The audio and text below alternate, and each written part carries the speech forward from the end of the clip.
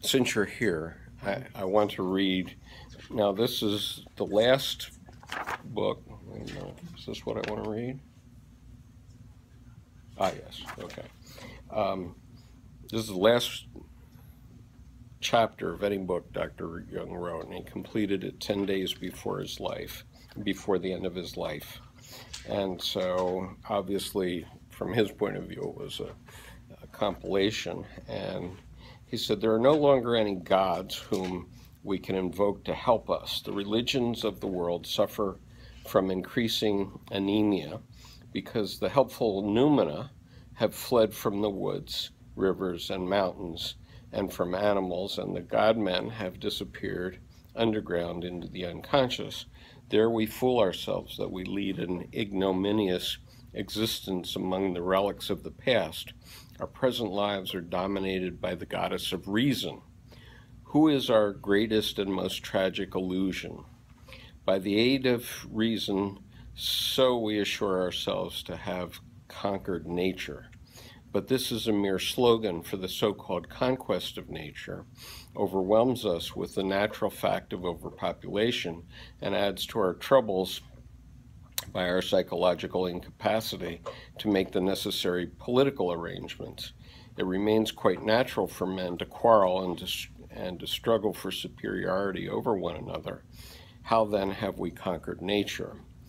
As any change must begin somewhere, it is the single individual who will experience it and carry it through. The change must indeed begin with an individual. It might be any one of us. Nobody can afford to look around and to wait for somebody else to do what he is loath to do himself. But since nobody seems to know what to do, it might be worthwhile for each of us to ask himself whether by any chance his or her unconscious may know something that will help us. Certainly the conscious mind seems unable to do anything useful in this respect. Man today is painfully aware of the fact that neither his great religions nor his various philosophies seem to provide him with those powerful animating ideas that would give him the security he needs in the face of the present condition of the world. I know what the Buddhists would say. Things would go right if people would only follow the Noble Eightfold Path of Dharma, doctrine, law, and had true insight into the self. The Christian tells us that if only we had faith in God, we would have a better world. The rationalists insist that even people with intelligent and that if people were intelligent and reasonable, all our problems would be manageable. The trouble is that none of them manages to solve these problems himself. Christians often ask why God does not speak to them, as he believed to have done in former days.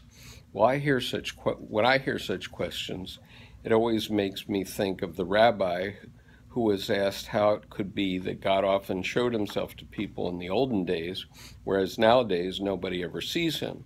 The rabbi replied, nowadays there is no longer anybody who can bow low enough. The answer hits the nail on the head. We are so captivated by and entangled in our subjective consciousness that we have forgotten the age-old fact that God speaks chiefly through dreams and visions. Now here's the punchline. The Buddhist discards the world of unconscious fantasies as useless illusions.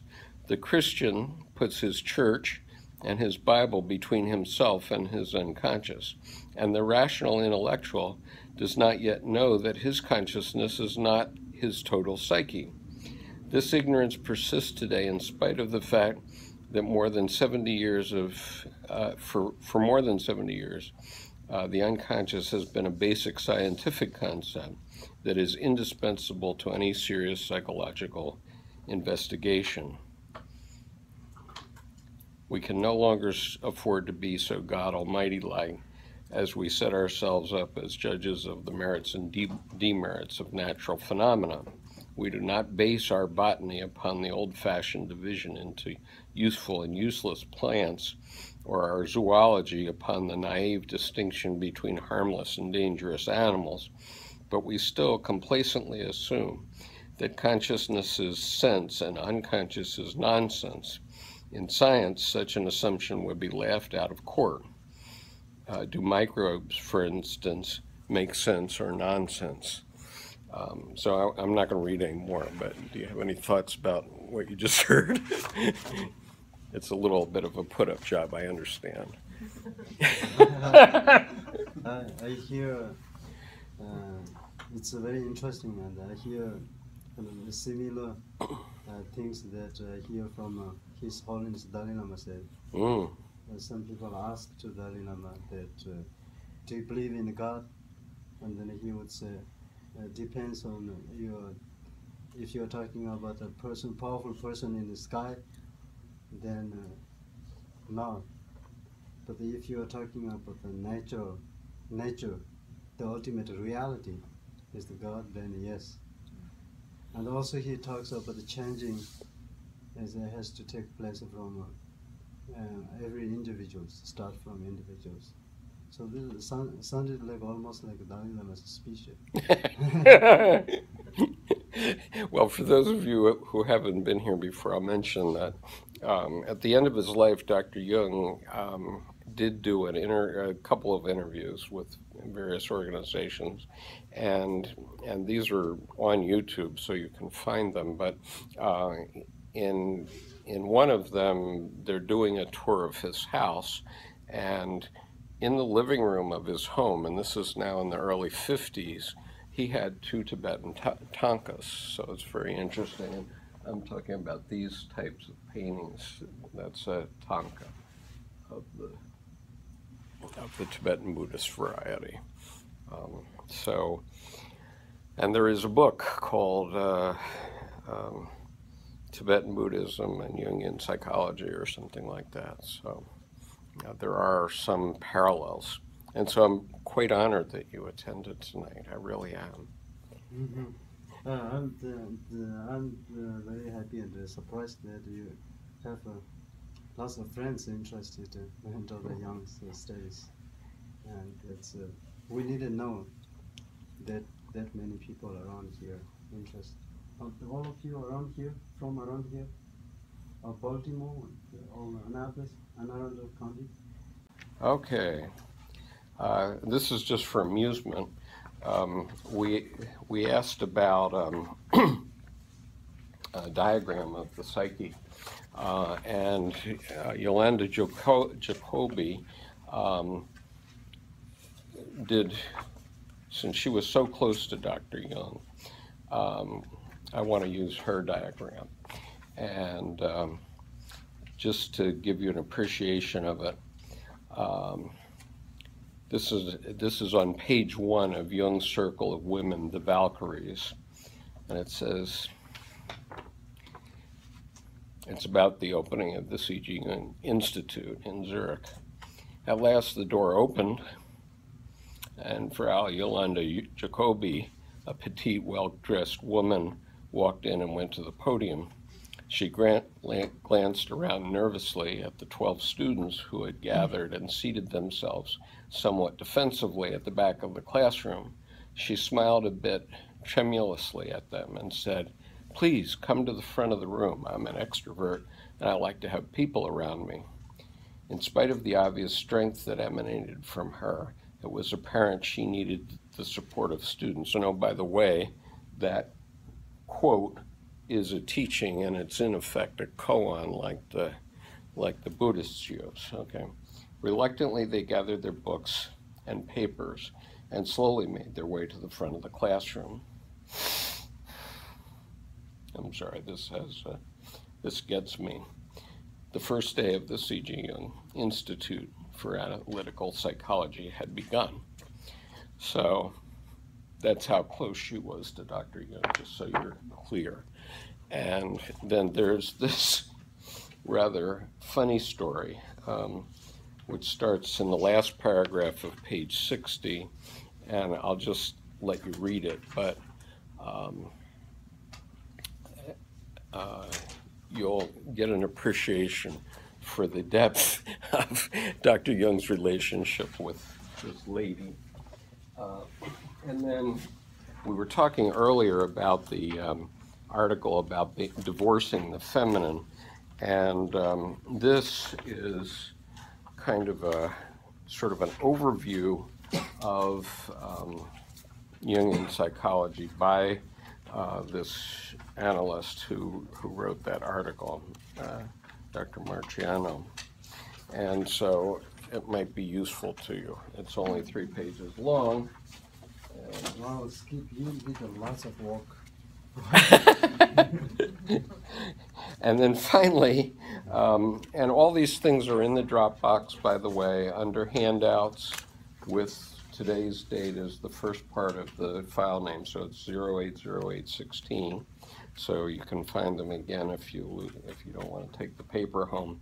But what I'd like to talk about next week, almost line by line, is Dr. Jung's letter to Dorothy Thompson at the end of World War II. Now, Dorothy Thompson was a journalist who was in Germany up until 1934, and she was thrown out of Germany and went back and wrote about the Nazis for the rest of her career, practically.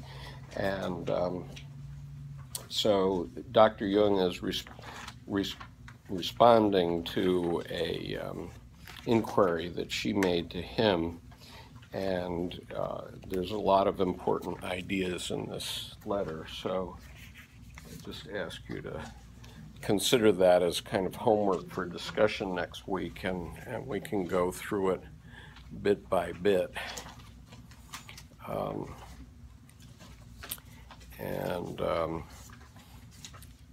This is why people bounce off Jung's work, because it's so complex that you can easily get lost in a sentence, let alone a paragraph. Dr. Jung believed in circumambulating the center, and in some sense, you know, we can take about 20 concepts and that sums up Carl Jung, but then as you look at those concepts in the way he did, you go deeper and deeper and deeper into the psyche. And what I hope to do in our group is to let anybody join at any time and feel like that, like this, that they can hold on by their fingernails and then gradually catch up with us. Fortunately, you're right at the beginning. This is only our 4th class with actual people here. The first class I was alone. How'd that go?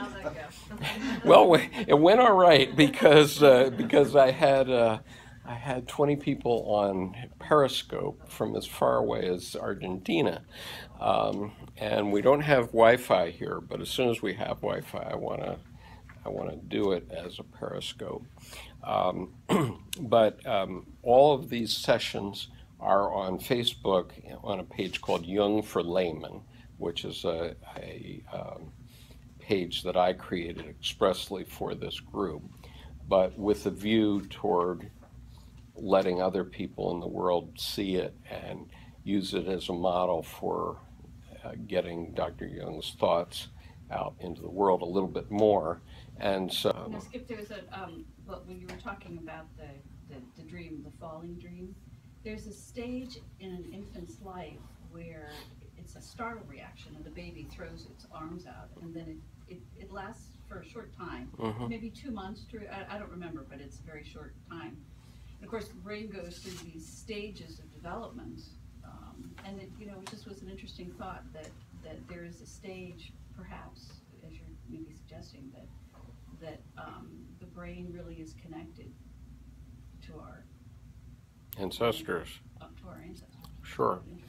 And we know that from looking at fetuses as different levels of development.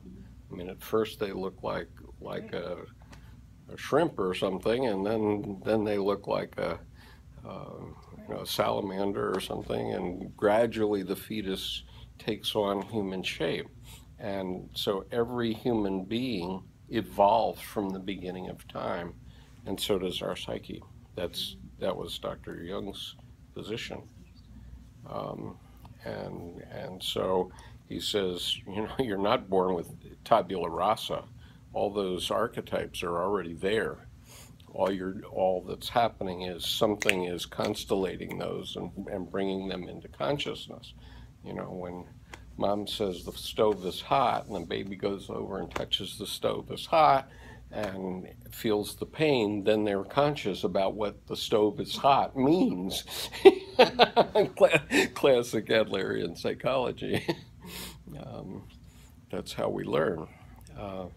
But the baby never forgets the meaning of the stove is hot after that.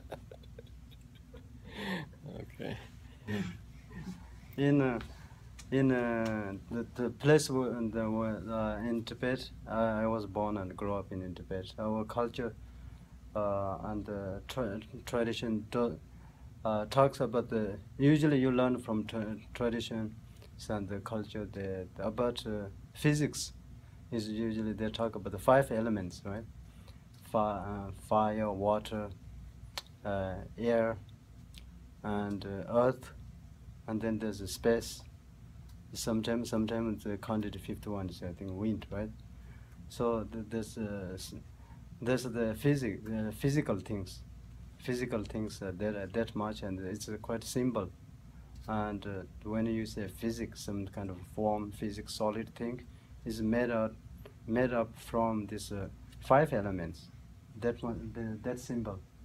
But later, especially now, the modern days, there's modern science, and explains about the physical things. There's so much, more than 5 elements. So much this down to the molecules, and then there's electric, and then there's so many other things. When we buy a drink, then you read that there's so many things that is any food stuff you buy in the U.S. and so many different elements. That the physics is just not 5 elements. There's so much thing. There's thousands of different things, elements, or what maybe we can call elements. In there, it's very complex. I find it's very complex. So I learn from now because of modern science that the physics is all complex. In Buddhist philosophy also explained in Abhidhamma physics complex, but the traditionally we think just simple thing physics. So what I'm trying to say, they're trying to make a point is from mind, and I think I see most of other than the Dr. Jung's, this is quite complex. It's very complex, explained. But other than that, usually most of other traditions I found, I see the thing is the mind is something just brain cells, or it's just consciousness, some thinking, thoughts, emotions, and feelings. That's all, right? Mind. That's all. Mind is quite simple. But then when you study with Buddhist teachings, Buddhist philosophy, is as I mentioned before, they put in 8 categories generally, and then each of them becomes so complex. The mind is until ordinary person to become completely enlightenment, this progress and all this complex about the consciousness of the mind is similar like that physics, how it becomes complex actually, more than just 5 elements. Yeah, the Buddhist texts we read, sometimes Rinpoche will have us read them and it'll say, these are the 57 ways to think about this. And the Buddhists have sliced and diced everything, because when you sit in caves up in the mountains for 800 years, you can think about anything. Yeah, what I'm saying is that I found it's very interesting. It's this and Dr. Jung's the different way to learn about the mind. I learned a little bit about the Buddhist philosophy side, but I'm very interested to learn. So will Terrific. visit as a guest for Yeah. quite often. My, as my, often as- my wife is not a direct follower of Rinpoche, but she follows in another group in Washington where she is, I don't know, and she's certainly a teacher. Whether she would be called a Lama, I don't know, but she did a 3-year retreat, and the group that she's in is called Rigpa.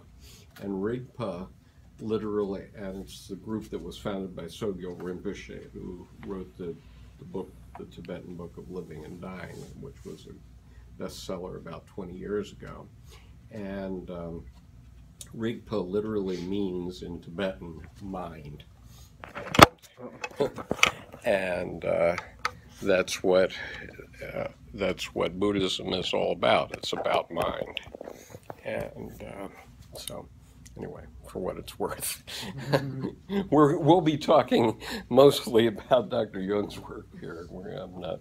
I am definitely not proselytizing Buddhism. I attend Rinpoche's meditation class because I'm interested in the parallels between it, between Buddhism and Jungian psychology, and the way my wife and I have kept our separate lives. Let's see, at our wedding we read Khalil Gibran's poem about marriage and the prophet, and in there it says the two trees, the cypress and other tree, exist side by side. They don't overshadow one another. And so my wife is a Buddhist teacher, and I'm a studier of Jung.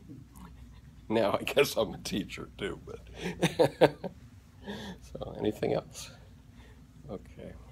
All right, so let us talk next week about the letter to Dorothy Thompson, and I'm sure there's some other things. Feel free to write me messages on the meetup, and if you're not on the Dropbox group, if you'll send me tell me what your email address is, I'll send you an invitation to be a part of that, so that Dropbox puts it on your computer. Okay. Anything else? Peace. If you can make a donation, that basket would be the place, and whatever comes in we will accept on behalf of the Gampopa Center.